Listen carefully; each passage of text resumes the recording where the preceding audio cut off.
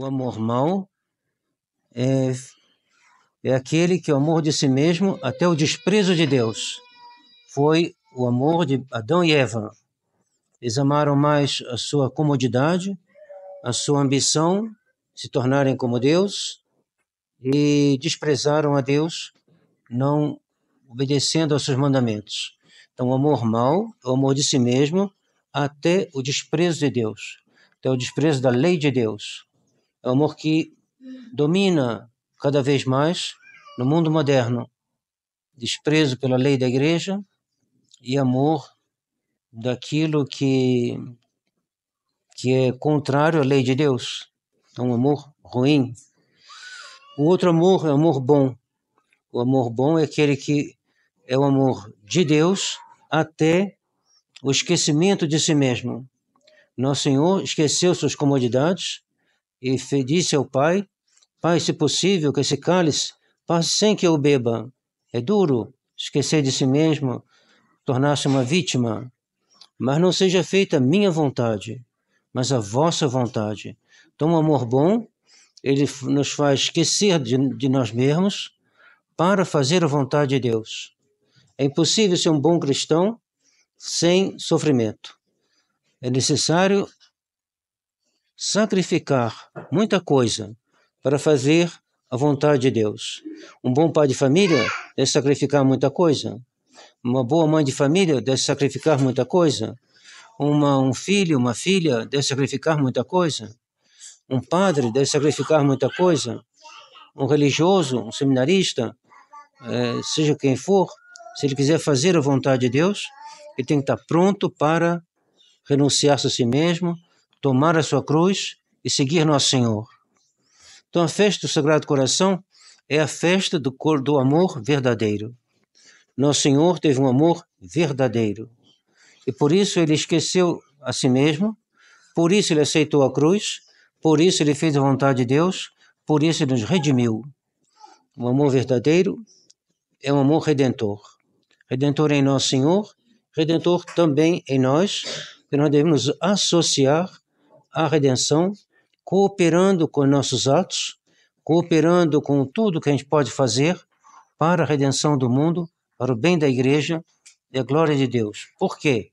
Porque Adão e Eva destruíram a ordem da criatura em relação ao Criador. A criatura devia louvar a Deus, reverenciar a Deus, obedecer a Deus. Então, em vez de ter essa atitude de humildade e caridade, Adão e Eva tiveram uma atitude de orgulho, de revolta, de amor de si mesmo, de mau amor de si mesmo.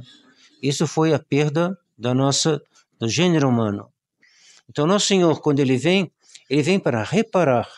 Ele vem numa situação desordenada. Ele vem numa situação que necessitava de um redentor, de alguém que viesse botar ordem naquilo que havia perdido a sua ordem. Ele vem restaurar algo que tinha sido destruído. Então ele vem ele vem reparar. Por isso que Nosso Senhor vai pedir a Santa Margarida Maria Alacoque a reparação.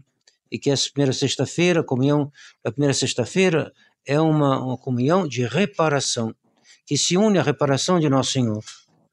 É o mesmo movimento de reparação que estava no coração de Nosso Senhor, que deve estar também no nosso, que é um sentimento de verdadeiro amor. A gente esquece de si mesmo e oferece para Nosso Senhor alguma coisa para reparar pelos pecados de Adão e Eva e de todos os homens até hoje e, de certa forma, até o fim do mundo. Então, Santo Agostinho diz, 2 amores fizeram 2 cidades.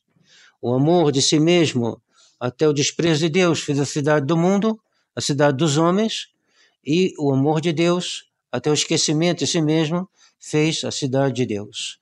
2 cidades que se opõem. E logo existe na história, às vezes a gente não percebe bem, às vezes a gente percebe, dependendo da situação. Os mártires percebem bem, eles veem que vêm para matar eles, e eles então, esquecendo de si mesmos, preferem a glória de Deus do que a sua vida. Nesse momento eles veem bem que é uma oposição total. A gente vê também, porque a gente sabe da vida deles, da morte deles, todas as coisas que aconteceram, mas a gente não sentiu na pele necessariamente, dependendo das épocas que a gente vive, né? E do que Deus reserva para cada um de nós. Mas existe uma oposição terrível. Os vandeanos na França se levantaram contra a cidade dos homens, cidade do orgulho, e foi uma luta terrível, terrível. Eles foram muito felizes em algumas batalhas, Deus permitiu que eles perdessem as outras, no final foi a cidade dos homens que prevaleceu, porque o que importa realmente não é as vitórias da terra. São importantes, muito importantes, mas não são as decisivas. Decisivo é se a gente entra no céu ou não. Os soldados que morreram defendendo a cidade de Deus, eles foram para o céu. E os que, então, mesmo se eles perderam no campo de batalha, eles ganharam na batalha de Deus. Santa Joana d'Arc, ela viu bem a oposição entre essas duas cidades. Cidade de Deus e cidade dos homens. Aqueles que a queriam matar, queriam fazer prevalecer uma coisa que era ruim, que era contrária ao direito, contrário à vontade de Deus. E ela vai ganhar deles, mas ela vai ser sacrificada. Como Nosso Senhor, ela será sacrificada, e o seu sacrifício valerá à França, alguns anos depois, a completa vitória contra os ingleses. E os ingleses não são necessariamente ruins, né? Mas uma vez perguntaram a ela, no meio do processo, né, que ela dizia, os ingleses, quem que sai daqui, os ingleses, os ingleses, Deus ama os ingleses. Ela respondeu com muita graça, do amor que Deus tem pelos ingleses, eu não sei nada. O que eu sei é que Deus os quer na casa deles, na ilha deles, na Inglaterra deles, na França, não. Aqui só ficarão os ingleses que forem mortos. É brava, hein? Porque Deus não queria que os ingleses dominassem a França. Não era dentro dos desígnios da providência que esse país fosse dominado por um outro. E ela se sacrificou. Ela dizia, eu preferia 1000 vezes estar com a minha mãe, com meus pais em Dom Remy. Eu queria estar lá. Que vontade que eu tenho. Que ficar aqui todo o tempo em cima de um cavalo de luta. Eu não aguento mais. E ela ficou na prisão uns 6 meses, eu acho. E então ela se sacrificou. E o sacrifício dela valeu a vitória. Então ela se esqueceu de si mesma. Fez como Nosso Senhor.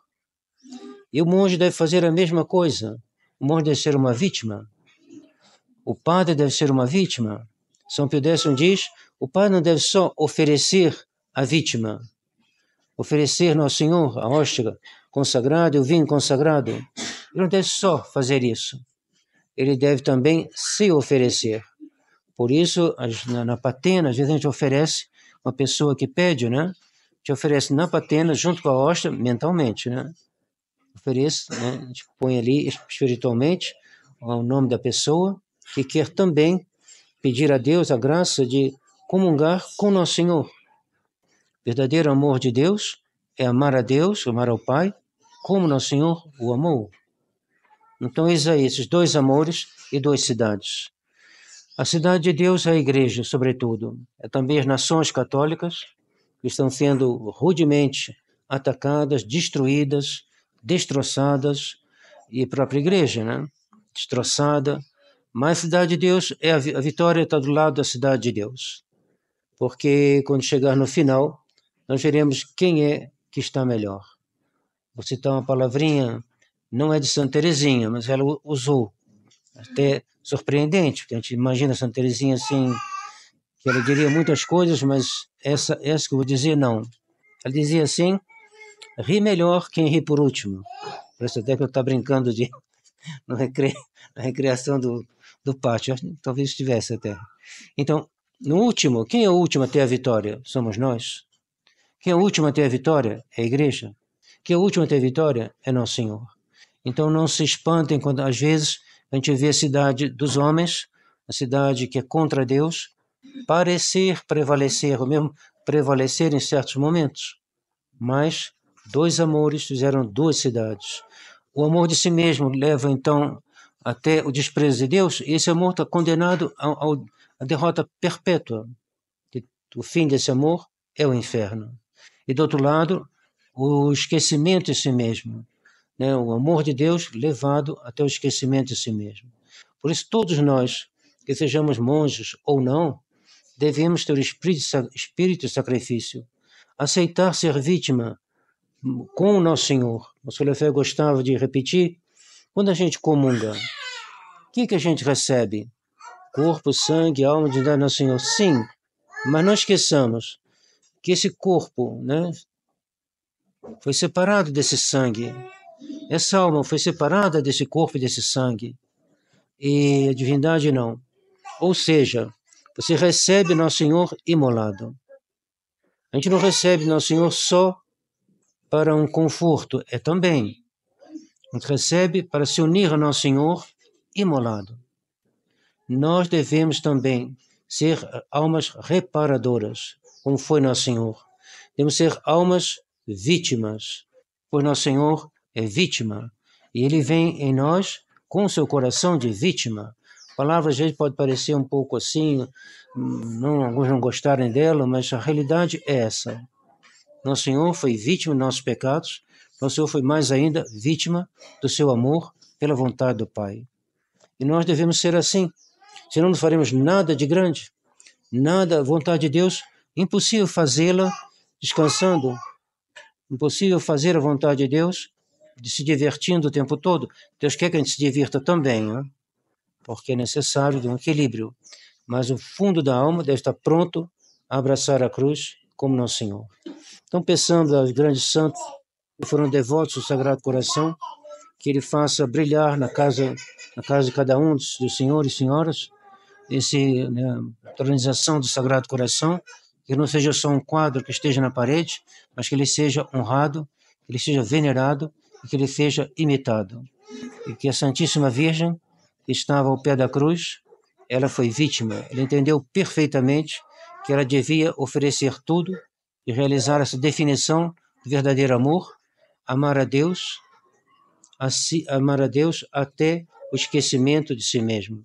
Amar a Deus até uma total, como dizer, total consumação da nossa pessoa. Todos os santos, quando a gente vê a morte deles, é muito interessante. Eles oferecem tudo, eles às vezes dizem, eu não aguento mais. Eu estava lendo um Père Cassin, ele estava assim, gemendo. O irmão enfermeiro falou, está vendo aqui a cruz? Nosso Senhor morreu, sofreu mais que você. Não. Como dizendo, para de gemer. Ele falou assim, sim, mas eu não consigo. Então, é difícil, né? Não é uma coisa fácil. Mas a gente sabe que esse é o caminho.